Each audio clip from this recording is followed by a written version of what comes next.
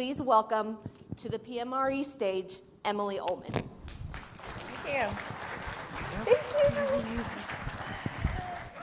Hey. Hi. Okay. We are going to get into it. This is going to be a very exciting talk, the Metaverse, NFTs, virtual real estate, and AI, right? It snuck its way in here, as it should. So I first want to talk about digital imagery.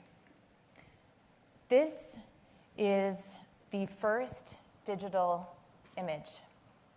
It was scanned in 1957 by Russell Kirsch, who was working on the world's first programmable computer. That was 65 years ago. He took an image and he scanned his son, his 3-year-old son. He was one of a few people that was actually even allowed to work on this technology. And he took the picture, scanned it in, and not only did he create the first digital image, but he created the world's first pixels. So you think about from where this image started and where digital imagery has gone, you would have had to have been reading science fiction at the time to have imagined what could be possible with this. Like, he himself said he had no idea. All he wanted to do was understand what would happen if a computer could see like we do. It would take 20 more years until 1975 or so, at Kodak, when another engineer would invent the first digital camera. So there's sometimes a very long process in our ability to see how technology is going to disrupt things. And this image, this was this year, right? The Webb telescope, the James Webb telescope. Have you guys seen this image? I had to put it up here because I was like, it's going to be so beautiful up on this huge stage. And this image is something that, again, was unimaginable. You know, we've been able to see the stars for a very, very long time. Astronomers for hundreds of years have looked into the sky and thought, well, what's there? But now with digital imagery, we're able to look at it and see it in a different way. So we are on this trajectory of media and all of the things that we create being sort of built on digital technology and digital imagery. So back here, like in our everyday worlds as real estate photographers, right, we're creating media, and it's beautiful. Like here's this twilight photo that I did this summer in Berkeley. And I was taking the shot, I was excited about it, but after I took it, what happens to this photo? Like, is it just going to be on my Dropbox for the next 15 years? You know, what's going to happen to it? What could happen to it besides maybe licensing it or some of these things? You know, it's a JPEG. Everything else that we feel when we look at an image is really like our interpretation of what that image means. But the file, the digital file, means that actually it could be more, right? So what could we do with these images? Maybe what we could do, just thinking outside the box, is we could mint an NFT, right? We could make another iteration on that image. We could make something new, and we could put that into a virtual gallery. And so this is the image. We're going to see this image throughout the talk, because I want you guys to think about, just imagine one concept, and let's see how this plays out. Or maybe we want to have a digital leave behind, something totally interesting and novel and exciting. And that's also possible because we have a digital photograph, we have digital media, and we can do something else with it besides having it just be there for the utility of the transaction. So I am hoping to inspire everyone here to think about themselves as creators of content, because there are a lot of people and there's a lot of pressure on us as media professionals to just sort of deliver the thing, right? Like, we're always being told, like, get this media to me as fast as you can, I need it. And then it's kind of like, well, we did our job. But I think we should also look at ourselves as artists sometimes and remember that this is a creative product And our best work is going to come when we feel like we are being creatively engaged. It's also going to do something pretty awesome, which is it's going to future-proof your business. I talked about this last year. I did a deck for the PMRE conference, and I was talking about like what are the things that are going to be able to help us stay at the top of our knowledge game, right? Because things are changing so fast, and so I'm a big advocate for looking towards the future, not to be like scared by it or not to be intimidated by it, but to try and see like what can I do to future-proof my business. And so I'm not the only one saying this today. I was really excited to hear Brannick talk about this too. I think everybody is saying this, but I really believe this. I believe that you are more than a photographer. They changed the name of the conference to PMRE, and that's how I feel. I feel like I'm not just a photographer. And it goes beyond running a business. It goes beyond just being the person that's like trying to figure out how to get things to the client on time. It's about, again, being creatively engaged. And when I was preparing for this talk, I reached out to some folks, for example, Michael Vidal, who is the head of XRS strategy at CBRE. So CBRE, very large commercial real estate brokerage. I'm sure you guys have all heard of it. His job is to basically innovate within CBRE and figure out how new technology is going to help them or be an opportunity for them. And his advice to everybody in this room was, think big, start small, and be an intrapreneur. I love that because what Michael is saying is like, there's going to be a lot of innovations coming out in the world, and people are going to want you to try new things. I saw, again, from Brannick's stuff earlier, I thought it was so cool, just piggybacking on that, because he was saying, look, there are these, these companies are going to all try and figure out how to differentiate. They're bringing media in-house. But I would say, okay, that's great. They're going to be innovating and telling you what you can do, but I think it's actually very interesting to think about what you might come up with. Because I truly believe that everybody in this audience, like you are in a position to actually change the industry.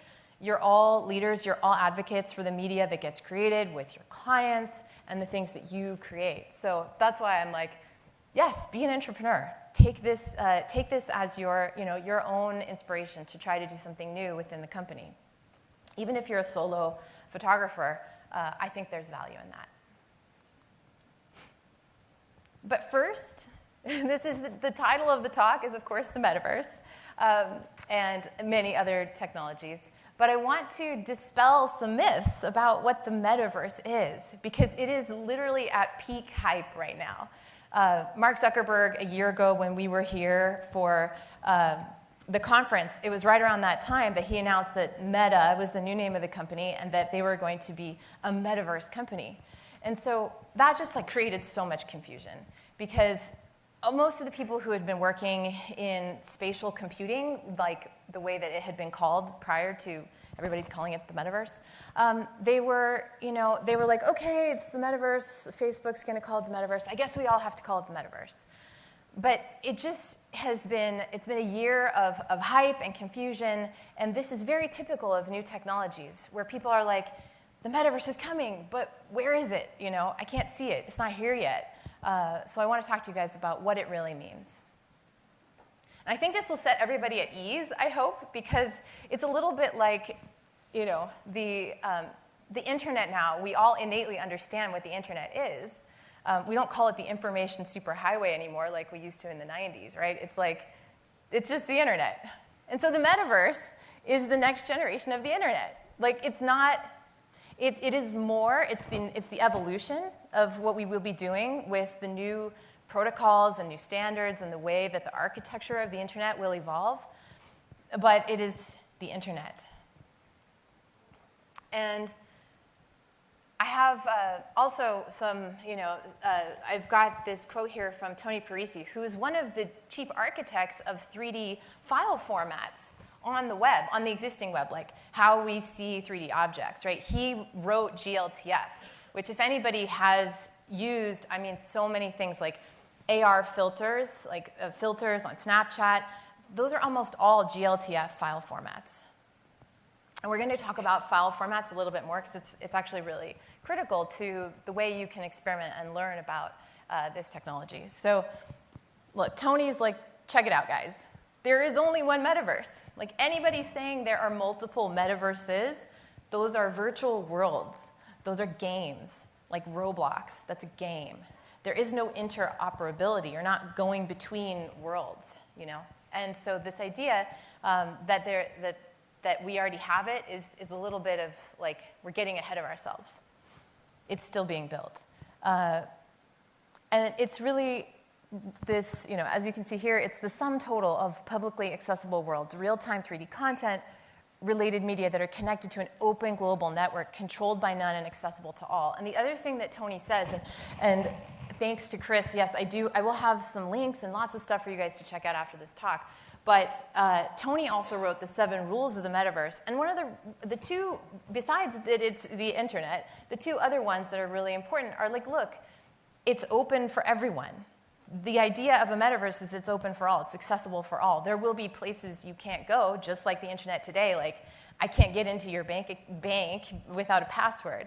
So it's going to be, there will be private places and there will be open places, but it will be accessible to all. And yeah, and so that's very important, and it's for everyone, right? It's not just limited. But and this term metaverse also, have any of you guys read Snow Crash? Do you know this? Are there any science fiction fans in here? Because there's like a couple. Okay. So the word metaverse came from a 1991 novel by Neil Stephenson, like huge sci-fi author.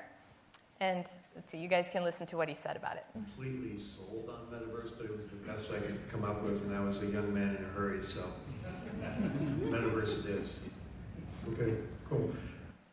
So this is Neil Stephenson. 2 weeks ago, I heard him speak at a conference, and you know, he was even being asked by the moderator, like, "What's this metaverse? You know, like, what about this word?" And he's like, "Look, I was a young man in a hurry, and I came up with this word."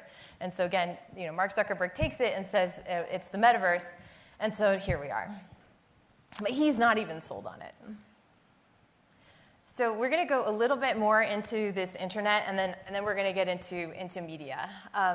But I just want to make sure everybody understands like how we got here. And because as each of the stages of the internet have evolved, we've gone from like here. So here, this is like pre-World Wide Web. There was very little interoperability. Then we went into this read-only version of the internet. The big game changer was the creation of, you know, the World Wide Web. We could all go to one place where everybody was connected, and we could, you know, get content together that way. And where we are, like every single one of us in this room, we are living in a Web 2.0 world. So our businesses, like Hopscotch Interactive, for example, is a digital, basically we're like a digital-only company. We don't have paper. We don't use paper in our business. So we're entirely digital. Like what makes that possible is the fact that we are in Web 2.0, and it's working pretty well, you know? And as new technologies are coming in what people are calling Web 3, this metaverse, spatial computing, the use of blockchain and cryptocurrency, which we'll get into in a second, it might even look like those things are not doing well. Like if you look at the new technology, there's this trough, right? You're going up, everything's awesome, and this next one comes in, there's like a hype cycle, and then people are like, no way, it's never going to work. It's totally never going to work. And then guess what? It takes off as the next big thing. So, and that can take many years. And along with that, this I think everybody can relate to too, like mainframe computing. When Russell Kirsch made that first scan of his son, he was doing it on a computer the size of, you know, half this stage, right? So this giant, giant computer. And then computers got smaller, and then the way that we use them changed. We had the mouse, we had icons, and then we moved into the mobile touch era, which is one of the things that has made our lives so awesome as in terms of media creators. Like, we use our iPads to create content. We are, you know, we have our mobile phones. So that has completely changed the way that we consume media. Now, as the internet will become more of this, data and information will be more connected with the place and the location that you're in, you're going to see things like VR, so virtual reality, augmented reality, overlaid information on the real world will become possible.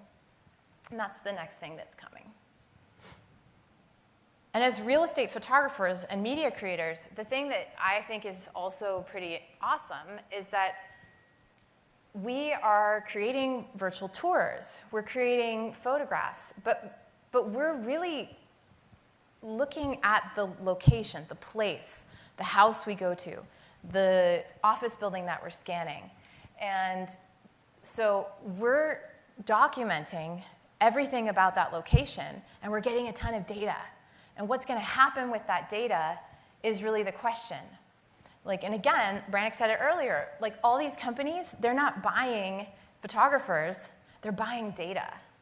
Because it's going to be valuable to them in the future to be able to say, every house on this block, they've all got double pane windows, they've all got, carports, and guess what? We could figure out how to do a deal with the window companies and get new windows for this entire development, right? So they're thinking about ways that they would be able to utilize the data that us as the capture specialists or the photographers, that's not really our business. We're taking photographs, but it is valuable to someone. But right now, it's we're not part of that process in terms of the value creation for ourselves as much. And so how do I know that this is a trend that's going to take a while? So again, I don't want anybody to freak out yet. But when I started my company, it was 2015. Oh, wait, it was 2015. Let's go back here. Right here, I did a little bit of data collection. It was a little rough. I was just scratching it out on a spiral binder. And I wanted to know how many of the properties in Berkeley had virtual tours. And if they had a virtual tour, was it a video? Was it a slideshow? What were they calling it? Did they have any Matterport tours? That was one of the things I really wanted to know. And then I just did the same study, so it was about 40 properties in 2015, and I did it again just last week. I wanted to see, what do we have to compare by? And so this echoes the data that we saw earlier, but basically, in the current world that we're living in, we went in our market from 55% of the properties having professional photography 7 years ago to 88% of them having professional photography. 100% of them have photography. They all have photos. You're not getting out of this without taking a photograph, right? That's what they all need to get on the MLS. So that's your main thing, right? That's the absolute thing you have to have. But we went up 33% in 7 years on photographs. So that's kind of at the peak. It's not going to go up much higher. What, it's going to go to 100%? Cool. What about virtual tours? So this is really interesting. Virtual tours over the last 7 years in my market, based on this very small sample set, they went down 8%. But of the tours that were in my market, 90% were Matterport. So I thought that was totally crazy. I was like, wow, man, they really got this market cornered. And they do. They are seen as sort of the gold standard of virtual tours right now. But there were 0 Matterport tours in 2015. There was no market. I remember I got I got a Google AdWords campaign going in 2015 from Matterport services, and there were no leads, right? Nobody was searching for Matterport. Nobody was searching for virtual tours that way. So I have had many years to learn how people are looking for media, and it's not the way I originally thought it was. Another trend, I didn't actually look at this before because I don't think it was there. That's probably why I didn't measure it. But websites, 41% of these properties and listings had websites, 32% had video, 17% had floor plans. These are places where, that's a growth potential. So media is changing, but nowhere on this deck do you see augmented or virtual reality, right? At least on Zillow, because the infrastructure hasn't evolved for us to be able to use that stuff in any easy way. I can't tell my client, okay, yeah, totally, I'll send you your links for your for your tours, and yeah, and then Zillow or Redfin or any of these, like, then we'll make sure that they have that AR view, right? Like, so that they can look at something in augmented reality. It's slow to adapt. It's slow to adapt to these changes, even though it's there. So what I did, and I thought this would be really helpful for everybody, was like, look, you can get into the weeds so fast on these technologies, and it kind of goes like quickly from like stuff that's approachable to like, oh my gosh, I need like a computer science degree to be able to do this. And so instead, what I was like, all right, what I'm going to do is I'm just going to do a bit of a roundup of companies and solutions in what I'm calling the real estate metaverse ecosystem. And this is my 1.0. So that means that as we go up, into this new era of the web, these are companies and these are solutions that are going to be important to you. I'll get out of the way if folks are taking pictures. Like it's going to be, these are things that you can do now and you can experiment with now, a lot of them for free. But the thing is that many of them are apps. So you're still somewhat in a closed cycle. You're not totally in a, I would say like an open metaverse. Like a lot of this is app-based. But let's see. I'm going to show you a bunch of examples. But like if anybody in the room here is already using Aurico Theta or Matterport, or if they are using a DSLR, like everyone in this room, I think, that means that you are a reality capture person. You're a reality capture specialist. Your JPEGs and your other media can become other things. And it can become other things by using and experimenting with this stuff in this quadrant here, in the innovation quadrant. There's some companies you might recognize, some you might not. And I think that's okay. Like I want there to be some stuff that's new and some stuff that might be unfamiliar, so you learn about other things that are really cool and might be fun for you to experiment with. And then here, metaverse touchpoints. VR, like wearing a headset, right? Like being in a headset is often sort of seen as the same as metaverse, but really it's just a touch point. It's like, the Alexa in your house is not the internet. It's connected to the internet. It's a touch point into the content. It's the same thing with a headset, right? Or your earbuds, like I'm sure a lot of people here have earbuds, and that's where you're going to get spatial audio and spatial content that might guide you through a property. So that's a way that you get into this content, but it is not, in and of itself, that is not the thing. It's just an access point. And then payments and crypto wallets. These might be something relevant for you. I mean, I don't know how many folks have experimented with this in the audience. Maybe you can put it in Slido and send me some notes. I'll talk about it later. But I would be curious to know how many folks are actually, working in or have experimented with this. And then virtual real estate. We're going to go over that in a second. But we're first going to just give you an idea of like, how big is this market. So I'm using VR because this slide was made before the metaverse term came out. But there's really fantastic research. But right now, real estate, it's about 178 million annually. And I would say AEC, architecture, engineering, and construction, is about 133 million annually. And using VR software spending. And so it's about 300 million, but it will continue to grow. This is like the enterprise use cases of virtual experiences, but gaming is still a huge one. So gaming dwarfs all of these many times, but this showed real estate, so I wanted to share this with you guys. And so we're going to dive into a little bit about VR about virtual reality, because I want to illustrate a way that you actually are already, if you're already using, for example, Matterport, which I have used since I started my business, there's ways that you actually have something you've already paid for that can be viewed in virtual reality. And so I want to share this with you guys. So it's just a way to get started. So here I am. I'm in a headset. I'm in an Oculus Quest. And I'm pulling up my homepage. And on my homepage, I've got links, to get into the various sections, like all of you guys do. And when you go a little bit deeper, you go into the Matterport section on my website, which I'm sure everybody has a gallery, right? Like, we've all got galleries.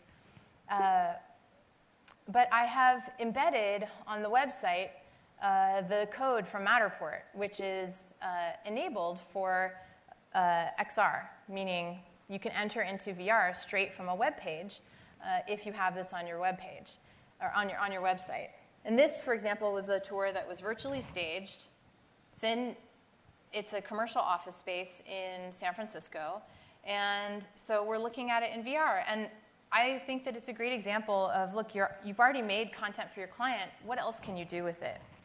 Well, you can put it on your website, and somebody, if they were in VR, there have been 15 million headsets sold, they can go into it. But you need to make sure that you have this code here. See this XR spatial tracking. And when you go into the back end on Matterport, you'll see that when you click on the embed code. I didn't have that. I've been using Matterport so long, a lot of my models were kind of outdated. So I went back in and I got the new code and updated it. So I love it when something I've already paid for can be used in a new way. I feel like I'm winning when I'm like, this is this thing that I already use, and now I can use it in a different way.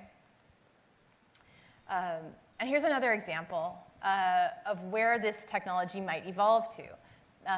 This isn't necessarily a virtual reality example, but this is an example of that 3D data being useful. The image on the right is an app. If somebody has had their place scanned, they can basically, all of their matter tags or their tags can be operated through, they can operate the devices, the IoT devices, through their mobile phone. And this can be used for an Airbnb as a way to show somebody around the property and explain to them what's here in the property. Or it can be used for turning on the coffee machine, or you name it. But digital property management, again, it's something that's possible now that wasn't possible just a couple years ago. So I think it's pretty amazing that we have this technology from the stuff that we're already doing. And I think that this is one of those things where one day you're like, okay, everybody in my market's doing the same thing. I want to do something different. I want to change my rate card. Like, I want to see what I can do and come up with that will help me have a better or a different value proposition and to differentiate what I offer. These are examples. There are other examples, and I just want to share with you ones that I think that illustrate the point. And so we're going to go into, for example, augmented reality, right? No headset, just looking at something on your iPad, or FPV. How many folks have an FPV drone? Oh my gosh, we have a lot of FPV drone pilots in here. It's pretty awesome. So FPV is not necessarily a metaverse experience because the pilot is in there by themselves. They're not able to live stream yet, at least not with the Avata system. But that would be more like maybe a metaverse experience where other people are watching what you're doing, you're live streaming, maybe they're simultaneously experiencing that content. But what makes it more of an augmented reality experience is that you have a display, a heads-up display that you're wearing, and then overlaid on that, on your headset is information that helps you do your job better. So I like thinking of augmented reality as a tool, at least for us, of a way to help us do our jobs easier and to have, to free our hands from things. This is an example that I think some of you will find really interesting. Does anybody know about photo pills? Has anybody used it? There's a few people in the audience. That's awesome. So this is a video that I shot a couple weeks ago. We were hired to do photography for this church in Berkeley. Beautiful church, floor-to-ceiling stained glass windows. And this yellow line here, let's see if my clicker works here. Yeah, so this yellow line represents the sun. As you can see, it's 10:30 in the morning, so we missed it. Like, we missed the sun coming through this window, and so I was trying to explain to the client, like, hey, here's the time I think I need to come back, Because I could show her, look, this is the old way of doing it. It's kind of like looking at the map and seeing where's the sun going to hit. But I love being able to pull it up in augmented reality, have the client next to me, and showing them, look, the sun's going to be here at this time. We're going to come at this time. Can I get a key? And so that enabled us to come back and get the image that we were hoping to capture, which is this, the beauty of the stained glass being illuminated by the sun. And this was taken at 9 in the morning, like 2 days later. Another thing that I have found that is going to be more commonly used, it's used a ton in consumer apps like makeup try-ons and things like this, augmented reality. But in our business, there's also ways that you could be selling products, for example, using augmented reality to show places that haven't been built yet. So this is an app it's home AR. There are others that do this. But this is an ADU or this would be an ADU, for example, in the backyard. And really what I was trying to do was try and get like multiple renders and multiple screenshots without having to pay for like a ton of renders. I was like, it's way cooler to have an augmented reality model that then I can take infinite screenshots of, and somebody can walk through it and get a sense of the space. That's going to help the realtor if they can overcome kind of the tech hurdle of, how do I launch this? But I thought that this was like, for me and for where I hope to go with what we do, I feel like this is the sweet spot. It's like figuring out what is this stuff going to do for you now, because we know it will do more for you in the future, but it can already start to help you. Maybe with that developer that you're trying to win the big client, the big contract from, and they probably don't have augmented reality. They may have an architect. They may have renders, but I promise you it's going to be many times more expensive than how, efficiently you would be able to do it for them. And this is a new one. This is in beta. It's a company called Trace, and I think this is like exactly what the early metaverse things, or metaverse, I would say, place plus information layer are going to do. So I demoed this. I'm in the beta, and I think anybody here can also get access to the beta. But you're basically using an app, and you're making a recording with the agent talking, and you're putting it in a location. You're scanning the room with your app, and then as you go around, then the realtor will pop up. So it's creating a virtual tour with the realtor being nowhere to be seen except for as either a hologram or a recording. And last year I was experimenting with a different company who was doing this, View AR. They have a great solution too. This is a different one. This is one I hadn't seen before. So I felt like, hey, you guys are going to love this. This is totally, this is exactly your sweet spot, trying to get new cool stuff for your realtor clients. So, and we're going to move on to our next topic here, which is NFTs. And this one is also massively in a hype cycle. And so I would say that I'm used to it because I've been working in virtual reality for a long time. And so when I see that, there's suddenly a hype cycle, everybody's really into something, like a craze, and then that there's going to be some sort of crash, or that it's going to just be as soon as the market doesn't seem to materialize, people bounce. I think that is a trend that we have seen over and over and over again. But I think that there's something really interesting about NFTs for photographers, and it goes back to kind of how I feel about copyright and owning your work and having proof that something is yours. And I find that we are in the early stages of how this can become a much more elegant solution for photographers to put their content out there. So an NFT, what makes it important for us is that it's a non-fungible token. So it's a unique data set. And then the fact that it is a singular thing, it's this one copy and it's unique, it means that that's put onto a public record, a blockchain. And so there's basically a trail of who minted it, who created it, what number is it, and it's therefore in a form of like a digital ledger. I think of it, especially because we're in Las Vegas, it's like one of the art capitals of the US where people buy a lot of really high-end art. This is the equivalent with your work. It's saying, like, I'm the artist, this is my work, and I'm going to mint it. I'm gonna say there's 1 out of 100, or maybe there's 1 out of 1,000, but I'm gonna mint my photography. And these file types, which goes back to the image from the beginning, it's like, look, you're already creating JPEGs. Your videos are MP4s. Maybe you have audio files that you're creating. So I love it as a creator because I feel like things that I'm already, like there's terabytes of data at Hopscotch. Everybody here has probably terabytes of data that is not really being utilized. But I feel like you can imagine a future where there are audiences that might be interested in your work as a gallery, or even potentially like as a way that you license your photography.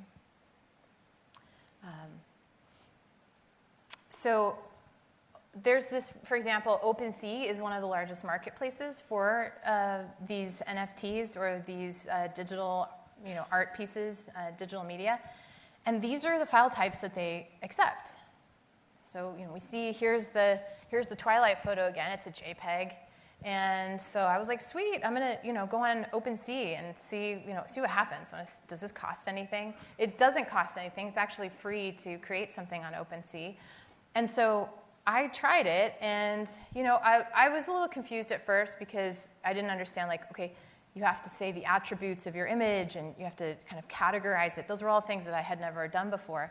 But I went through the process, and then I had this NFT this NFT page. It totally reminds me of. Does anybody remember MySpace? Yeah, it's like the MySpace of digital media. Like, it's gonna get better. Like, I promise it's gonna get better. It has to. So, and nobody's seen it. This is the largest number of people that have seen this. Yeah, like, nobody sees it. It's very much like traffic is way down all across the whole site, but it doesn't bother me because I'm learning and I'm trying. And so I tried to mint it. I even tried to sell it. It totally didn't work. Nobody bought it. But that's okay. Like, I'm all right with that. I don't even know how to price it yet, so I'm still trying to figure all this out. If there's somebody in the room who knows about it, let's talk later. Maybe you've had more success than I have. And you actually do need to do one thing before you're able to get onto OpenSea. Oh, and also this is only really going to work on the Chrome browser. So that's how I know we're even still in the early days, because if you're on Safari, this doesn't work. Like you can maybe go to OpenSea, but you can't connect your wallet. You can't connect your digital currency to that website, to that marketplace. But if you wanted to do this, on a variety of other web pages, like OIX is another one that is very cool and is like it's like social media meets NFT marketplace. And I like that because I feel like you're creating a community. Like, maybe in the future there will be one for real estate photographers. It'll be a location where we can congregate and where we can share our content with each other and have more opportunities than once a year to share what it is that we're doing and to get peer review. So I think it's got some potential for all of us. But yeah, it does. I would be disingenuous if I said that having a crypto wallet and having cryptocurrency is like super easy. Like, I felt like I was definitely having to do more than enter in my credit card information. So until it gets to be that easy, you're not going to be able to tell your real estate client, like, hey, like, yeah, sure, just pay me in crypto, and here's my crypto password, or here's my wallet. And like, that same realtor that has a hard time and has the AOL address still is, they're not going here. Like, I know they're not. I tried to show them AR like 2 weeks ago, and they were like, no.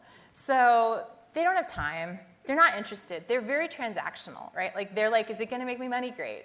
And if not, they're like, moving on. So you have to kind of be willing to go through the pain of like feeling like you're a little bit like the only one out there playing with this stuff. But I think that it is valuable. And so this was that example that I showed you before. And like where it gets interesting is like you have a virtual gallery. And the NFTs that I minted, right? So that was that Berkeley Hills Twilight #7. It's there. And this gallery is filled with work that I shot over the summer and some of these other photographs that I personally really liked. And if somebody, and it's on the web, you don't have to be in a VR headset. You could be. It's awesome. It's more immersive. But I can host events. I can go live from my gallery. I could showcase my work in a different way. And it's, there's proof that it's my content because this plaque, these plaques here prove that, look, it's from OpenSea. It's a legitimate source for that image. It's not like something that got stolen off somebody's website. I know people in the room have had images used without their permission. And so this helps you. It protects you in a way from that. And now this topic, virtual real estate, is a big one, but I'm not going to go super deep into it because it is still so early, right? Virtual real estate right now, this is Decentraland. It's a platform that is just getting started. They actually have been around for a few years. They launched a token. They launched a cryptocurrency. And the idea is like you buy plots of land in the metaverse. Again, it's not the metaverse because it's not connected to anything. It's a game. So it's really not the metaverse yet, even though it would aspire to be that someday. But as you guys all know, if this is what virtual real estate looks like, I don't know how people will sell it because it's not very visually compelling. It's all about location, I'm close to the Vodafone shop. I guess that's convenient. But it will matter if people go there. And here's the other thing I noticed was look, this is their marketplace. So this is how they're trying to sell it. And I'm not trying to necessarily critique it. I'm just saying that we all know what Zillow and Redfin and the MLS look like. And so this to me is how in the world would you know what the value of this is? So will there be a Zillow or a Redfin for virtual real estate in the future? 100% there will be. But right now it looks like this. So it's just still very early. Will there be somebody in this room or the next generation of photographers that come after, we've been doing this a few more years? Will there be clientele that are I have to have a digital twin of my property, and I want to put it in my, on my land that I bought in Decentraland because I want to have my friends visit me there in some virtual experience or to host an event. And I think that will happen. So there will be digital or virtual real estate photographers. But right now it's not I wouldn't run out and say that this is your business plan. But I think it's cool. Now this is one of the things that I wasn't originally going to talk about this, but it won me over because I felt oh my goodness, this is going to transform things for us so quickly. And it's this is one of the things that I wasn't originally going to talk about this, but it won me over because I felt oh my goodness, this is going to transform things for us so quickly. And it's part of the next wave of that internet, right? How the internet will adapt and change is that artificial intelligence, that ad we saw earlier, was it second floor? They had artificial intelligence was mapping and doing plane detection of the cabinets, These artificial intelligence algorithms are built into so many things. So it's kind of coming up in ways that you kind of subtly see, but you don't really know until it's here, what's happening. So we're going to go into this for a second. So we're back at the JPEG. And I was all right, well, what am I going to do with this JPEG to see what can happen with it in a mashup kind of way? So I went on to an artificial intelligence website and where you can create generative images from an original image. So I uploaded the image, and this was the response. I was actually on a call with Brandon, and I was all right, let me show this to you. This is really cool. And as you can see, here's the original image, and these are all iterations of that image. And I feel has anybody seen these? You've seen these on the internet or on social media a little bit? A few people? So that's how I know. I definitely am in a bit of a bubble in tech in the Bay Area, because I know there's a lot of people who are like freaking out about this stuff right now, because images are being fed into these systems, and people are coming up with art. Like, there was just an art contest, I think it was in Arizona, and the generative art won the contest. And that was like completely mind-blowing. Like, so I could enter in one of these images that isn't my image, and I could say, well, that's my art. But it's not. It was made by referencing thousands of images on the internet and then coming up with this, through visual search and then putting it all together. So I think it's a very interesting thing that's going to impact our business in ways that we may not even see yet. Because none of these photos were taken with a camera. Like, what? How's that even possible? Well, that was DALL-E. This is the system that I used. And you can use an image as the reference, or you can use language. So I said, okay, hold on a second. Like, what about sky replacements? I know everybody in here has done a sky replacement at least once, right? It's okay, I know we all do it. And I said, okay, what's the most beautiful sky I can imagine? I'm just gonna say Arizona, sunset sky, golden hour, fluffy clouds, pinks and purples. I always wondered, I was like, is there a program out there where I could search for the type of sky I wanted, or sky from a particular location? And so I said, look, oh my gosh, look, it came up with Arizona sky. These are not photographs. These are processed and generated from open images out on the web.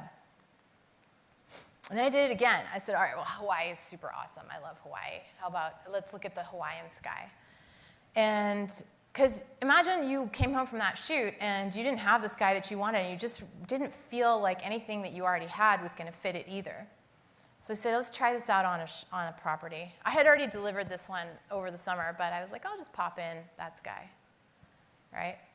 And I was like, well, you know what? That actually kind of looks better than the one that I turned in. And it's artificially generated. It looks like a gradient sky, but at the same time, I was like, well, but it's not real. Like, is that an ethical thing? But we're already replacing skies all the time. So anyway, a lot of questions came up for me around this.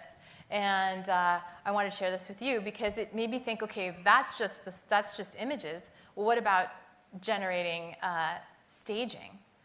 And it turns out that this is something that is also coming. Right? So here's an image that has gone through a AI-only pipeline with Oda Studio. Those guys are here. They're here in the audience as a sponsor. Sorry, I'm getting some clipping. And this is AI only. This went through their pipeline in just a few seconds, and it came out with this image. And this is one that was like AI plus humans. So the AI and human image, you can see like things are scaled a little bit differently. The color palettes are changed. So it takes a couple days for this image to come back. But the other one came back in seconds. Here's another one that was generated just with AI in just a couple of seconds, versus the one that had a human and AI component, right? So AI plus the human. Here's another one. I kept going. I actually delivered, not the AI, not these ones. I delivered the other ones to the client. I paid for them also, so this wasn't like, a promotion. I bought them and gave them to the client, and the client was really happy with them. So this one came, and I was like, that's pretty funny. This is the one that was done by the stagers, by the human and AI. So part of this is AI, part of this is human. And then it got crazy, and I said, well, what if I'm going to just take my AI staging another level? And what about AI-generated music? Like, maybe I don't want to license music, and instead I want some artificially generated music to accompany my images. My husband is a composer, right? So you can imagine his feelings about AI-composed music. He's like, Emily, it's like, you're killing my soul right now. But I was like, I know, man, but look, this is possible.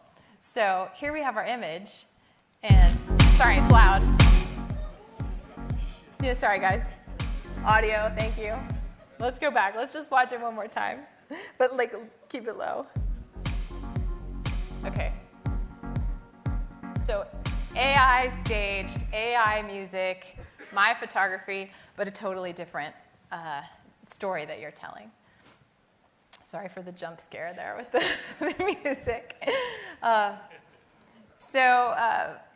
The takeaways that I have here are that, and this is from also one of these fathers of of virtual reality and all of these, technologies, Jaron Lanier, who I love Jaron Lanier's books.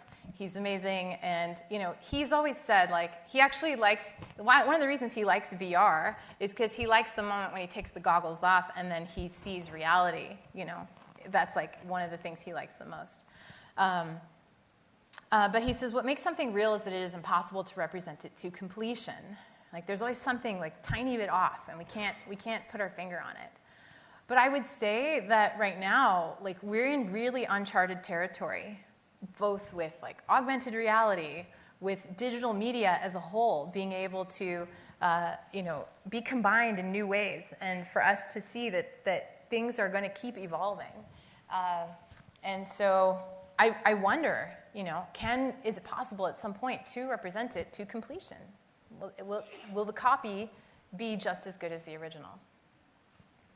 So with that, just like it was when you started your business, at first you were a photographer, maybe you had a Matterport first, and it was just you, and you were taking your photos.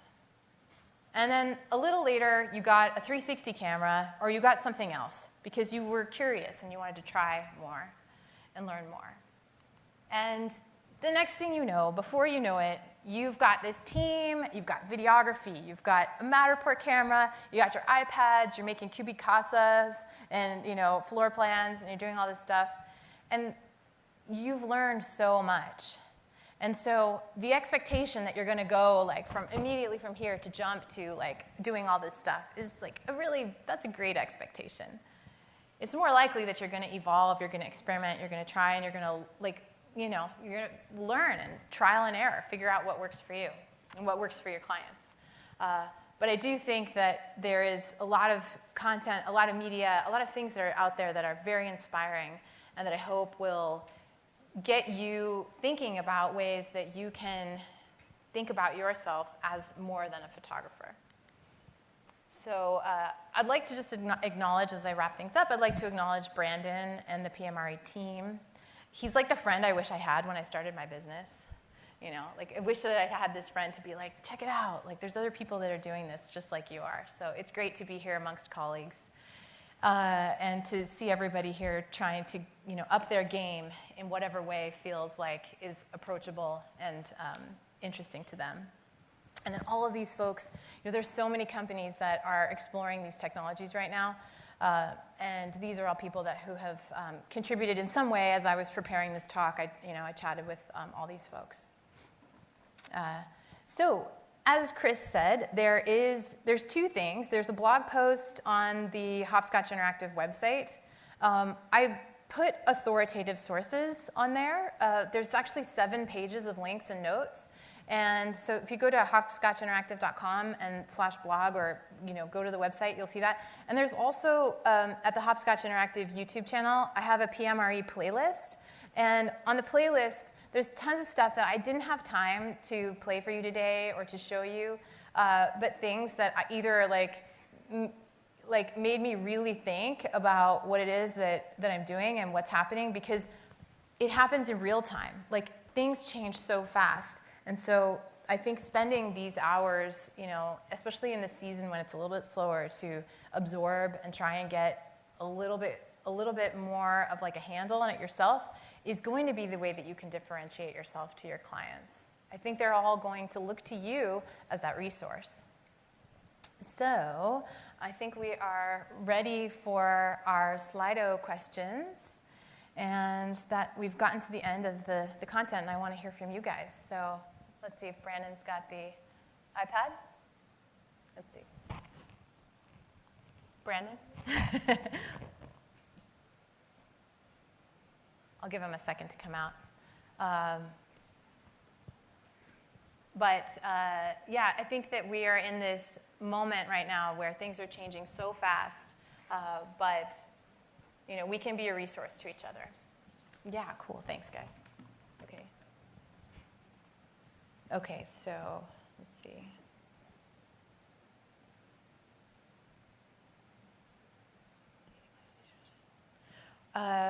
There's a bunch of NFT questions, which is really great. And I would say, okay, so do you think licensing for clients will change in the future with NFTs? I do. I think that there's one company, and I didn't put them on the deck. So like I said, it's like the Metaverse real estate ecosystem 1.0. I know that HomeJab is one of these companies that has, they have a landing page, they have a splash page about NFTs. And so you can, I think if you're a HomeJab photographer, you can put up your photography and license it if it's minted as an NFT. And so, for example, the things that would fit into that category, and so that would be like neighborhood shots, amenities. For us, that might be like Golden Gate Bridge shots, or UC Berkeley is in my neighborhood, and so like really beautiful pictures of the Campanile, like the clock tower, and iconic images in your neighborhood, in your area. Those would be like very more in demand, and I think that it sort of replaces the stock photography model. And I forgot to mention, but one of the things about NFTs and why I think it's interesting for licensing is that, yes, you have proof of ownership. I mean, in the US, to show copyright, you still need to, if you want to register it with the Copyright Office, you can do that. But I feel like I would envision a future where I would prefer, personally, to be able to mint my stuff as an NFT, and then to have that serve in some way as a copyright, or as showing that this is my work. And maybe we mint stuff before we send it to our clients, because if it then ends up on Zillow, I mean, imagine that if we had the power to say, hey, Zillow, you're going to have my content on your site, but every time it's used, or every time there's a transaction on this, I get 10% royalties, right? I think so. That's clap-worthy, because that's the kind of thing that an NFT is about. You set it up so that there are royalties coming to you as the owner of that. And I love that, and I wish that we could empower ourselves in a way. So I would be pro, finding solutions that give more power back to creators. And so licensing is definitely one way. Let's see. Where do you go for virtual staging of Matterport scans? So I have used two. I've used Listing 3D and also Treatise. So those are the two that I've used. But I know that there are others. I forget the names of all of the companies, but there's a couple of them. But I think that's what's nice about the Treatise version of, I'm not sure who asked this question, but when you use Treatise, that you can configure some of it yourself, which I think is pretty awesome. Somebody's been able to implement crypto payment into their company, but the acceptance is low, and so they wonder, teaching clients about AR may be tough. Where can we learn more? So I think that crypto payment right now, and that's awesome, but I think crypto payment right now is low because, like I said, I think your regular residential realtor is not going to have a crypto wallet, or they're not going to quite be ready for it yet. But if you guys go to Craigslist right now, it might blow your minds that you can search and see, you can actually search and see which items on Craigslist. I found this a few weeks ago because I was looking for something on Craigslist, and it was accepts cryptocurrency payments. And that's where I think something that we do all the time, buy and trade lenses and do stuff like that. If Craigslist is enabling us to have cryptocurrency transactions, I love that too, because when I buy stuff on Craigslist, I'd love to be able to say, yeah, here's the receipt. Try getting a receipt for something you bought on Craigslist. So I think that it'll go that way for our clients as well. But augmented reality, I think you're going to have to do your own promotion right now, but you can learn more. Certainly, all the links that I have provided are helpful, and I'll try to keep adding to that. Let's see. Any thoughts on potential future of NFTs in our market in a daily practical sense, such as selling a real estate gallery as an NFT to a client? I would try it. I think you have to sometimes do something without maybe knowing that there's a monetary gain immediately because you're going to learn so much. So I would totally try that, especially if you have a luxury client. I would definitely do that. When do you think mass adoption with glasses and stuff is going to be in our lives? That's a great question. I don't know. I think one thing that's missing right now in this whole like metaverse mass adoption thing is, of course, the infrastructure is still being built. And the other thing is that Apple has not announced their glasses yet, but we all know that they're working on them. And like I said, like I can't get onto OpenSea or I can't use a crypto wallet like MetaMask on the Safari browser. And my guess is that Apple is probably working on their own proprietary systems right now. And so it'll be kind of like when you know, the iPhone came out and it just crushed everything, or like the iPod came out and all those what were those called, Diamond Rio MP3 players just ended up being, you know, coasters on your table. It's because of the iPod. So I think that the thing that is coming, the 800-pound gorilla, is going to be when Apple makes these announcements. But every time, we're like, oh, great, it's the developers conference. What's coming? And then nothing. We don't hear anything. So I think it's a way. Does this stuff scare you at all? It seems overwhelming. Yeah, it totally does. It does, and it is overwhelming, and I know that it's a lot, but I hope that it's given folks some food for thought. I think that my business is as a photographer is like, how do I keep myself engaged in my work? And so for me, it's good to have a creative outlet that I think teaches me something every time I use it. Okay. Does the AI image generating sky constant from scratch, or does it just copy paste parts of the existing photos? It's like a soup. So I think, from what I don't know how else to describe it. So because, and Getty Images, so that's a really good question. Does AI imaging generate constant from scratch, i.e. the sky from scratch, or does it just copy paste parts of those existing photos? I think it copy pastes parts of those existing photos. One of the reasons is that there's a really good article that was posted about, I think in September, Getty Images said no more AI generated images, like no way, because they found that some of the AI generated images had like the Getty Images logo like all like warped. Yeah, and they're like, that's ours. And so they don't want to touch it because they're like, that might end up as a lawsuit, like a copyright infringement issue. And so they said no more.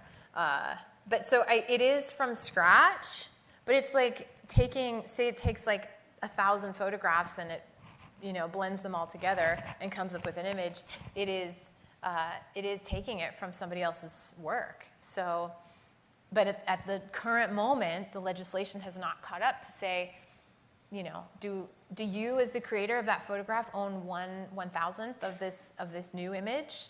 Like you would think, probably, but that isn't something that has been decided yet. Let's see. Is there a website where I can put my iGuide through Matterports in a virtual world, like a portfolio of properties that I shot for a realtor, listed, and sold? Yes, there is. So I'm not sure about the iGuide. Might be tricky. You could extract the panos, but I think that the 3D data from the iGuide, I think it's more of 2D data. They can correct me on that, but I think that Matterport being full 3D, because with the iGuide you can get a DXF file, but it's not like or you can get SVG, but you can't get like a point cloud or an OBJ file like you can with a Matterport. And so what that means is that the Matterport OBJ is a 3D model. So if you have a 3D model, you can import that as a world into spatial. So you don't have to use their templates. You could do it in spatial. You can do it in AltSpace. I put links to documentation on how to do it on my website. And so, yeah, and then create a portfolio of properties that I shot for a realtor. Yeah, you can totally do that. And Literally largest layoff in Facebook history today for the Meta project. Yeah, I have friends who lost their jobs today and who have been working on building things at Meta for many years. And yeah, it's really, it's a crazy time. And so yeah, we'll have to see what's happening. But yeah, it was big news today. Okay, can someone else create an AI image of the image I create and then sell that? I mean, would they do that? It's an ethical question. Yeah, they could, but they'd be in trouble with you because they took your image unless they owned the copyright to it. So they could do it, but I don't think they could sell it legally. I think that would technically still be illegal. But there's nothing stopping them from doing it. Let's see. There's a lot of questions, guys. I'm thrilled, but I can't answer them all. Okay. How would one start learning about the tech you are presenting, first comprehending it, and second utilizing it? I think that the best thing to do is to start easy, start small. Look at, for example, I think the spatial platform that I mentioned is so easy to use. Anyone can make a virtual gallery, and I think that would be a really easy place to start. And then you can share that on social media, or I would meet you there. If anybody creates a virtual gallery and they want me to come check it out, I would be your guest in the gallery. Let's see. Oh, I forgot. Thank you. What was the app used to generate the realtor popping up with the voice? Oh, that was Trace. But the folks that I thought you were asking, which was the audio, that was Mubert AI. It sounded to me like they mashed up Mozart and Schubert, and they came up with Mubert AI. So that was Mubert. And yeah, so I think that those are all really great questions. I think that that's probably a good place to wrap up. And I would like to tackle some of these later and respond to folks and share with them my feedback on some of these other questions that you have. Some of them are really good questions about, what is the future with these NFTs and how can we use them? So if this is 2022 and we're at this conference now, I feel like you guys are so ahead of the game. And I hope that a year from now, more will be clear. And like I said, nothing would make me happier than for the next, greatest use case to come from somebody in this room who thought of a way of doing their work differently, and that they were able to then, share that and be successful. So thank you, everybody. I really appreciate everybody's time today, and thanks. Thank you.